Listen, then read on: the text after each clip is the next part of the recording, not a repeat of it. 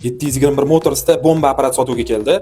Mercedes-Benz W212 Tour Styling ofitsialniy rastamojenniy mashinamiz. 2010-yil qayta jihoz emas, ideal holatda mashinamiz. Hech qanaqa ishi yo'q. E250 2 litr turbina motor bilan jihozlangan W212. Aynan menga shu kuzov yoqadi. Klassik Tour Styling. Mengadir restyling varianti yoqadi. Aynan sizga qanaqasi yoqadi? Kommentariyada yozib qoldirib keting. Like bosib qo'ysanglar, men sizlarga shunaqa zo'r apparatlarni topib, hech qayerda qo'yilmagan mashinalarni topib, o'zimizning kanalga qo'yib turaman. Hamzani kuzov holatlariga baho beringlar. Ideal holatda turibdi. Diska balonlari yangi, AMG diskalarda. Katta panorama tom razdelniy bo'ladi, ikkitali bo'ladi Mercedeslarda. Orqa taraflarini ko'rsatib o'taman. Hech qayerda qirilgan miyatina bo'lgan joylari yo'q. Kuzov holatlari ideal holatda turibdi. Kuzov holatlari ideal darajada. Hech qayerda qirilgan, chizilgan miyatina bo'lgan joylari yo'q. Даже kichkina tosh degan joylarigacha yo'q. Holatlarni ko'rsatib o'tib ketaman sizlarga.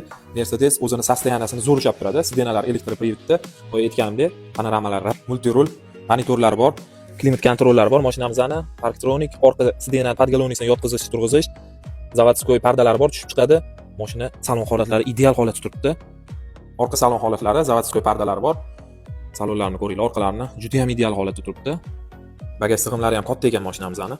Mercedes-Benz W212 E250 2 litr turbina motor 2010-yil ishlab chiqarilgan ofitsialniy rastamojenniy mashina. Bu mashinamizni 721 Motors kanalida sizlarga 19900 AQSh dollarga berib beramiz, bosoringlar.